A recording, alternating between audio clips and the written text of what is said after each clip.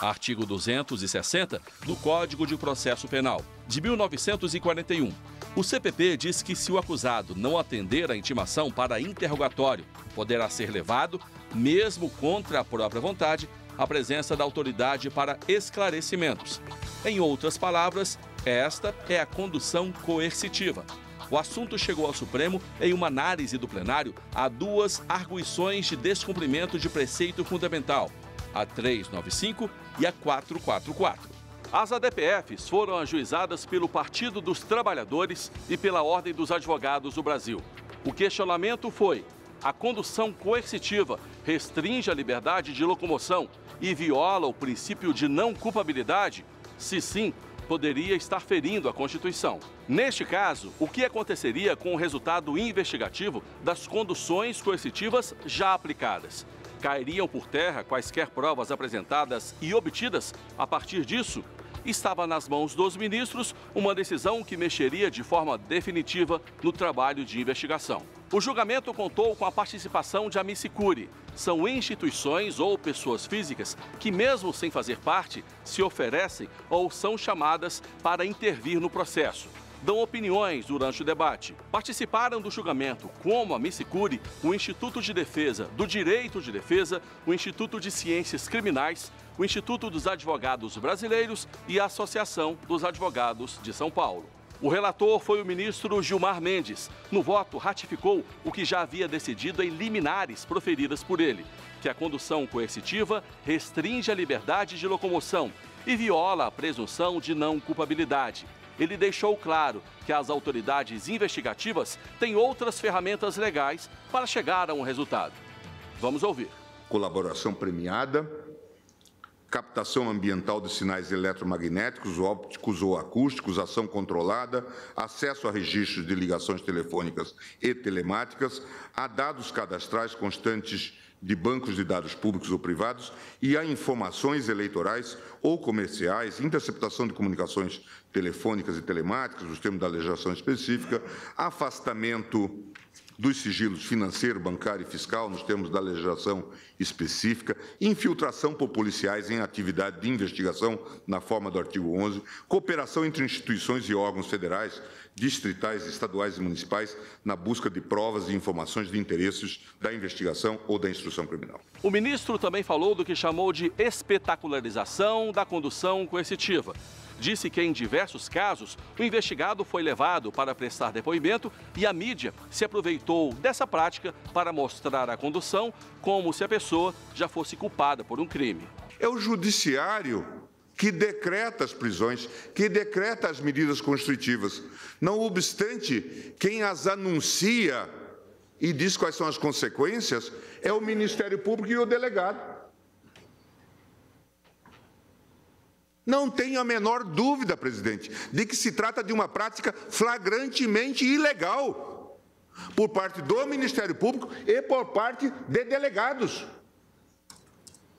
Dizer que este ou aquele é culpado e, desde logo, emitir juízos que às vezes não resistem ao dia seguinte.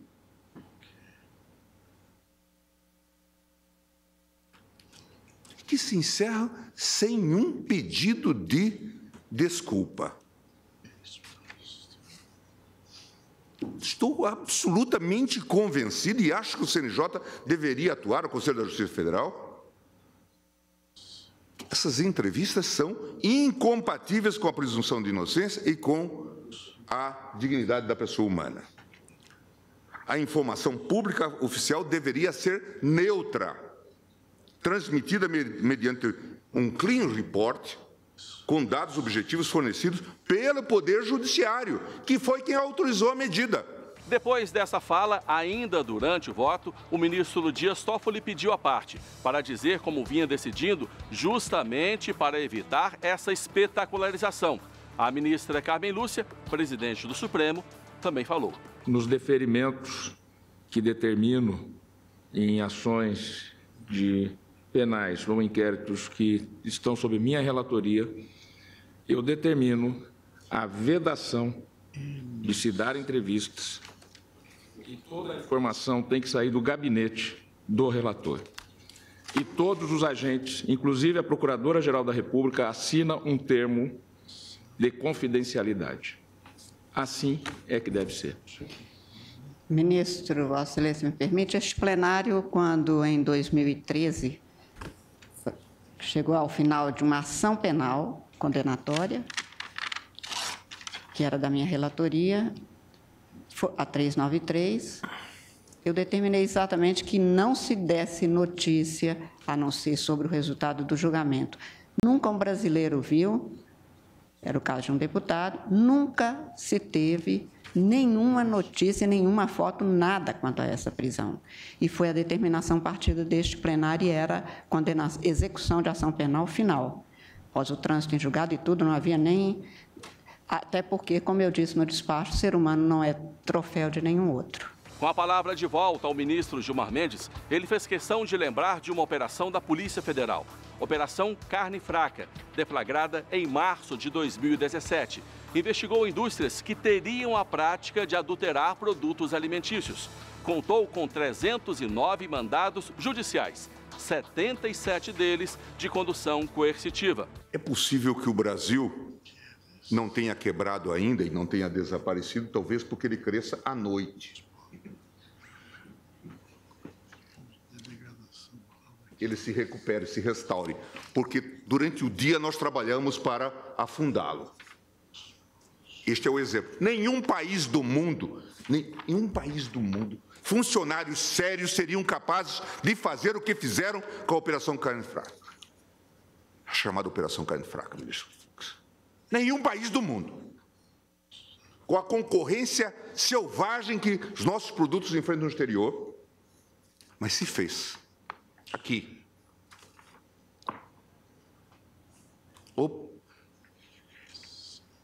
Utilizaram 1.100 agentes, 309 mandados judiciais, 27 pedidos de prisão preventiva, 11 de prisão temporária, em 6 estados da Federação. Foi concebida e foi divulgada como a maior operação da história da Polícia Federal. E resultou, talvez, no mais histórico vexame de que se tem notícia. Essas pessoas, nós temos que gravar o nome dessas pessoas, do juiz que autorizou, do delegado que dirigiu, do Ministério Público que atuou, para saber que eles eram claramente ineptos. Mais do que ineptos, irresponsáveis. Não sabiam do que estava se tratando. Captaram interceptação telefônica e disseram, estão falando de mistura de papelão na carne, daí o nome. Com essa ampla divulgação, tivessem feito uma operação minimamente reservada, teriam se poupado desse vexame histórico. Mas fizeram, valendo-se exatamente desta espetacularização que se consolidou dessa prática. O ministro votou contra a condução coercitiva. Em seguida, a presidente, ministra Carmen Lúcia, suspendeu a votação e encerrou a sessão. O julgamento foi retomado na semana seguinte. É assunto para o próximo bloco. Aguarde aí. O Grandes Julgamentos volta já.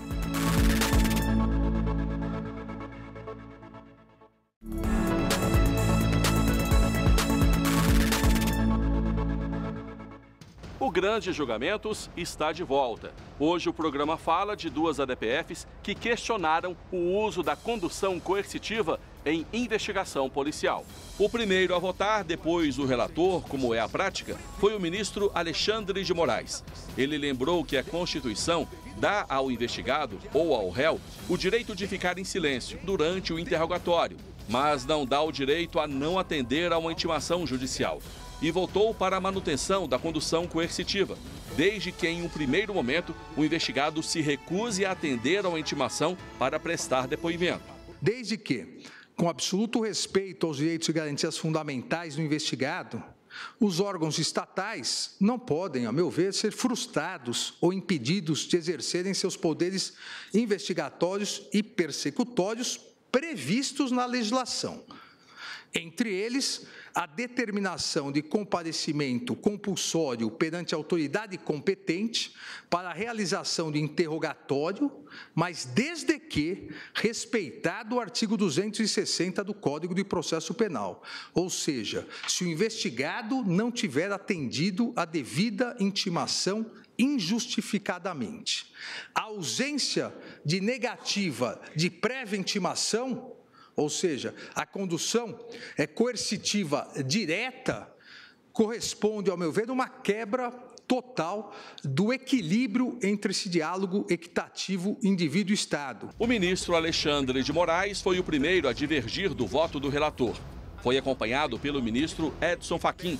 Ele disse que, de uma maneira geral, a condução coercitiva é aplicada, na maioria das vezes, a investigados poderosos, ricos e que têm capacidade de se desviar das investigações policiais. Dando assim a procedência apenas parcial para aqui pronunciar uma interpretação conforme do artigo 260 do Código Penal, ao ressalvar a possibilidade de decretação judicial e fundamentada da condução coercitiva, sempre que decretada substitutivamente a medidas cautelares típicas mais graves, como a prisão preventiva ou a prisão temporária, e desde que integralmente presentes os requisitos legais e constitucionais das medidas gravosas, e assim declarar a inconstitucionalidade, como requerido na DPF 444, subsidiariamente da interpretação ampliativa do referido dispositivo, impondo-se prévia intimação e a ocorrência do não comparecimento injustificado do intimado. É como voto. Até este momento, com 3 votos computados, 2 ministros se posicionaram a favor da condução coercitiva, Alexandre de Moraes e Edson Fachin, e um contrário, ministro Gilmar Mendes. A palavra, então, foi passada ao ministro Roberto Barroso. O ministro Barroso lembrou que a presidência da República se posicionou a favor da condução coercitiva, assim como fez o Senado Federal e a Câmara dos Deputados. A Advocacia Geral da União, em um primeiro momento, pediu ao Supremo o não reconhecimento das ADPFs. E depois, já com o pedido negado, se posicionou a favor da condução coercitiva. A Procuradoria-Geral da República seguiu a mesma linha. O voto do ministro Barroso durou menos de 40 minutos. Ele fez questão de dizer que órgãos eletivos, como a Presidência, o Senado e a Câmara dos Deputados, haviam se posicionado contra as ADPFs, assim como órgãos técnicos, AGU e Ministério Público. Então, logo no início do voto, o ministro Barroso já deixava claro que caminho iria seguir: o de posicionamento contrário ao pedido nas 2 ADPFs, e estranhou o interesse súbito em considerar inconstitucional essa prática. O artigo 260 do Código de Processo Penal, presidente, constou da redação original que está em vigor desde 3 de outubro de 1941. Portanto, está em vigor há quase 80 anos. 30 dos quais sob a vigência da Constituição de 1988. Concorre a uma passagem para Zurique, na Suíça, para as Ilhas Virgens ou para as Ilhas Cayman, quem adivinhar o que aconteceu de novidade no Brasil para justificar a súbita indignação contra a condução coercitiva, tantos anos após a sua vigência. Quase 80 anos de vigência, 30 anos sob a Constituição de 1988. Eu arrisco um palpite. É que o direito penal finalmente vai chegando, aos poucos, com atraso, mas não tarde demais, ao andar de cima, aos que sempre se imaginaram imunes e impunes. Gente que paga tudo com dinheiro vivo, desconhece o sistema bancário. Gente que vive de dinheiro fácil, gente que vive com o dinheiro dos outros, gente que vive com dinheiro desviado. O ministro Luiz Fux seguiu o mesmo caminho. Além disso, afirmou que não é possível levantar o que chamou de tragédias históricas, como Holocausto e ditadura militar, para fundamentar posição contrária à condução coercitiva. Durante o voto, o ministro falou mais de uma vez da oportunidade que o intimado ou o réu tem em comparecer à justiça depois de intimado e que a condução coercitiva só seria aplicada caso essa ordem não fosse cumprida.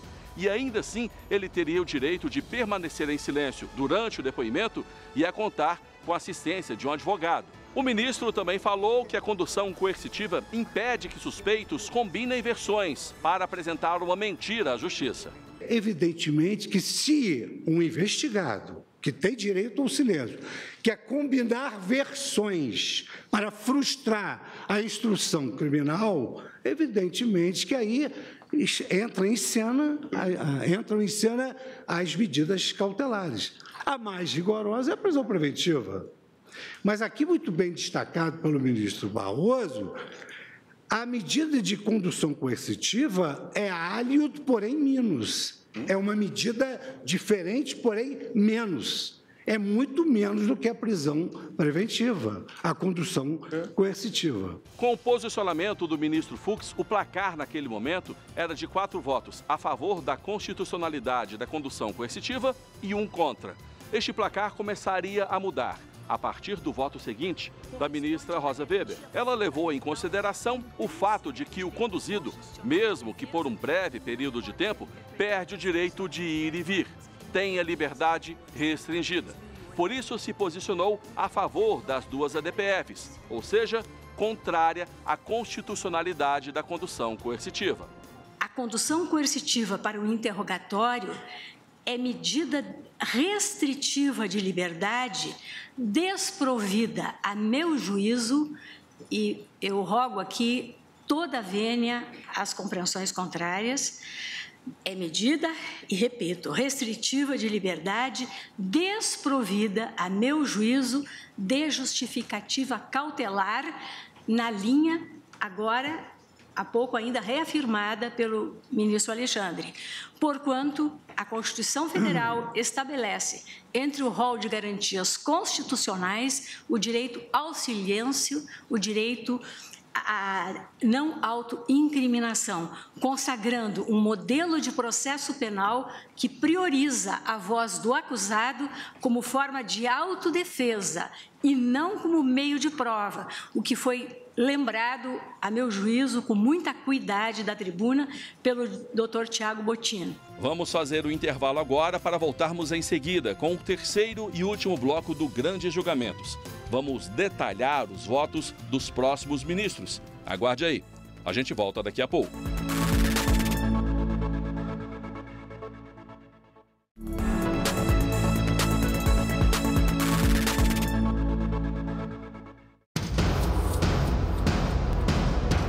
O Grandes Julgamentos está de volta. O assunto de hoje é condução coercitiva. Nos 2 primeiros blocos do programa, mostramos como foram os votos de 6 ministros e a repercussão da decisão.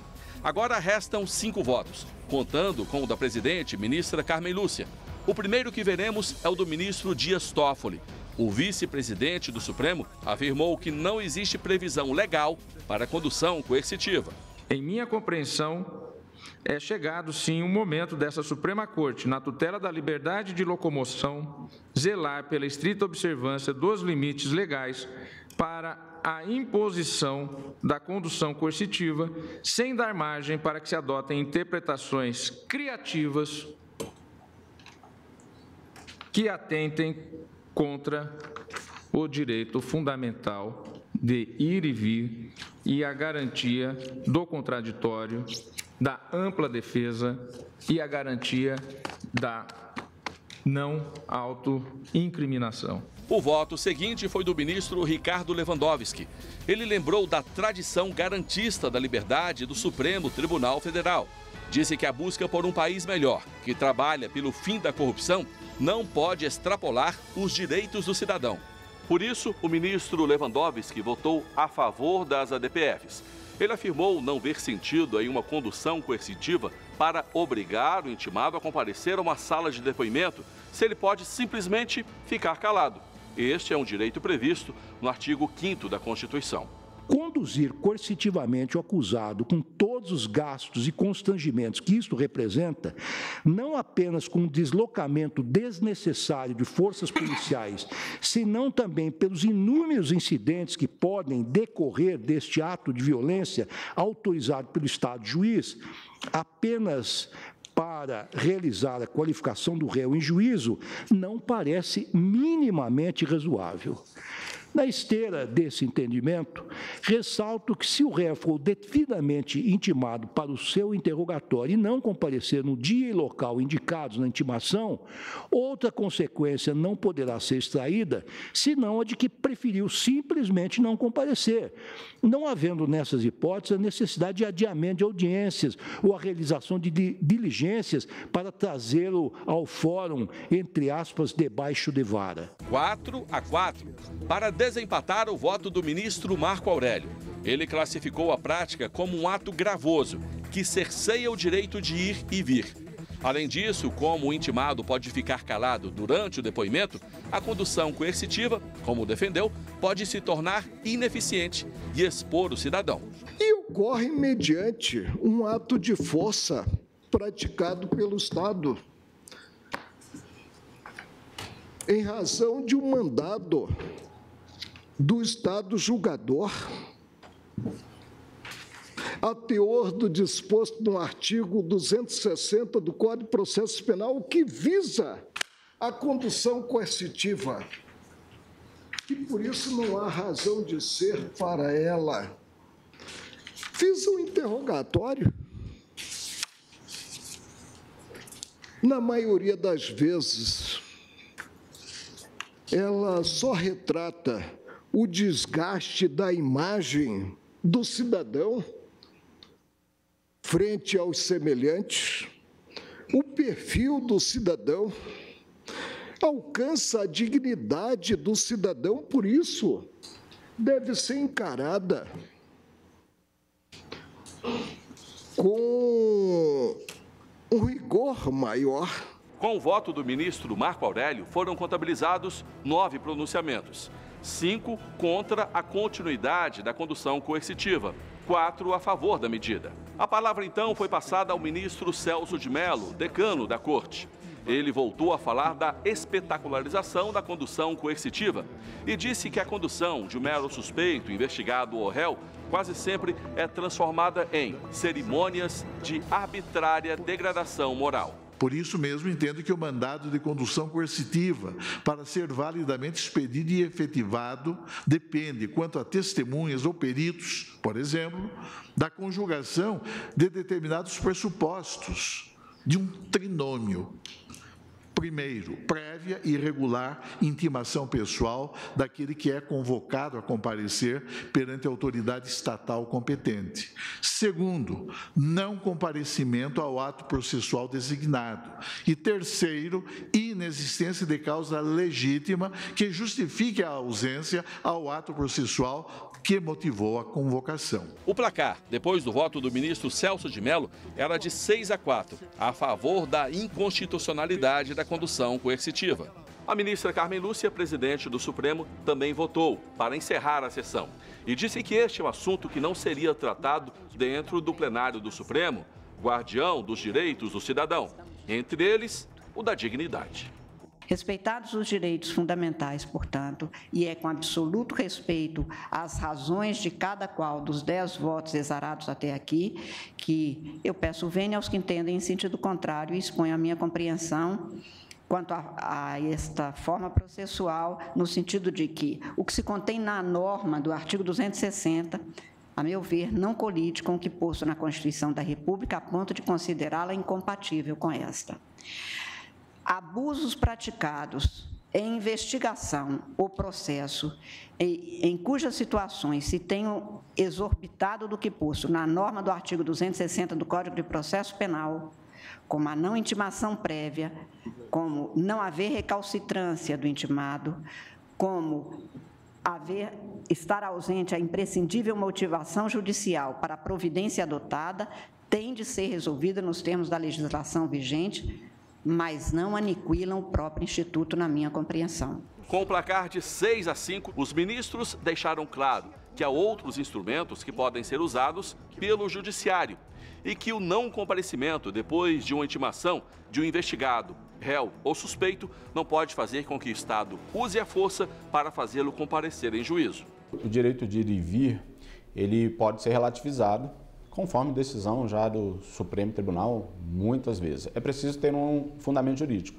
O fundamento jurídico era a necessidade de preservação da investigação, de eficácia da investigação. Então, a gente pedia a condução coercitiva para proteger a coleta das provas no dia da deflagração. É que a condução coercitiva era entendida como uma maneira de preservar a investigação de maneira menos gravosa. Era isso que era o entendimento. Inclusive, os juízes davam nessa construção jurídica de que se eles podiam dar uma prisão, eles podiam dar uma solução que traria menos impacto ao próprio alvo, ao próprio investigado. Como agora foi decidido que não havia previsão legal e que isso feria o direito de não produzir prova contra si mesmo, a gente provavelmente vai ter um maior pedido de prisões temporárias. O que nós tínhamos antes, em determinadas conduções coercitivas, era uma exposição absolutamente desnecessária do cidadão investigado ou do réu. Imagine aquela pessoa que estava sendo conduzida coercitivamente e que mora num edifício, que mora num condomínio e que recebe 3, 4 caminhonetes da Polícia Federal na sua residência, no seu condomínio, às 6 horas da manhã e é conduzido coercitivamente para prestar um depoimento. Se esta pessoa for efetivamente inocente, ela jamais conseguirá demonstrar no âmbito da sua relação social, naquele momento, principalmente por força desta condução, que ela não tem um envolvimento com o crime, que ela era inocente. Portanto, era, sem dúvida nenhuma, uma condição que estava impondo às pessoas um constrangimento e uma exposição absolutamente desnecessária. Assim, nós encerramos o Grandes Julgamentos de hoje. Você pode rever nosso programa pela internet, tvjustiça.jus.br. Nosso e-mail é grandesjulgamentos@stf.jus.br. Visite o nosso canal no YouTube, TV Justiça Oficial. Até a próxima!